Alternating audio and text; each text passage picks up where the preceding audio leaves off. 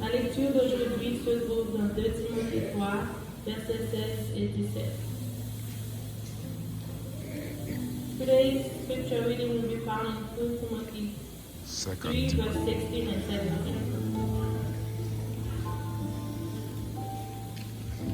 Toute écriture est inspirée de Dieu et utile pour enseigner, pour convaincre, pour corriger, pour instruire dans la justice, afin que l'homme de Dieu soit accompli et propre à toute bonne œuvre. Amen.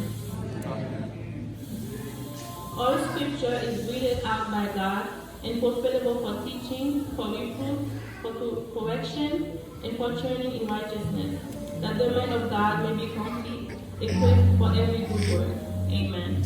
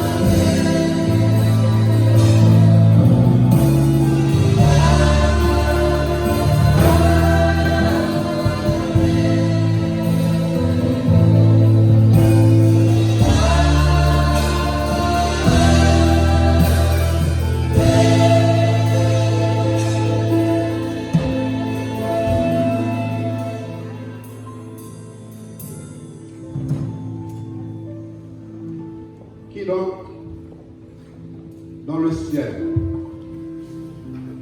Qui donc sur la terre? Qui donc sous la terre?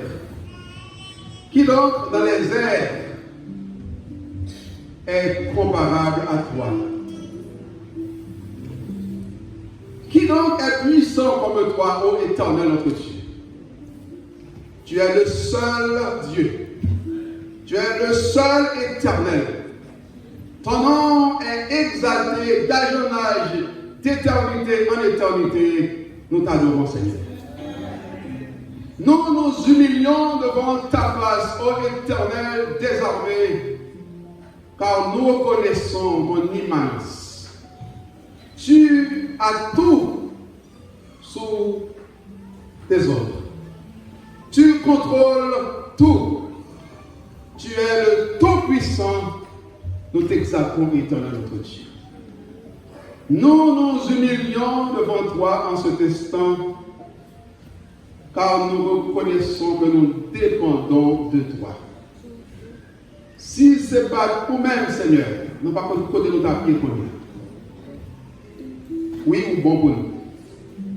Chaque matin, ô éternel, pour renouveler pour nous tes grâces et tes compassions, nous t'adorons, éternel notre Dieu. Merci de ce que en cet instant, c'est à genoux nous y devant face. Pécheur que nous y est, péché qui éloigne nous loin de face, mais pour faire nous grâce.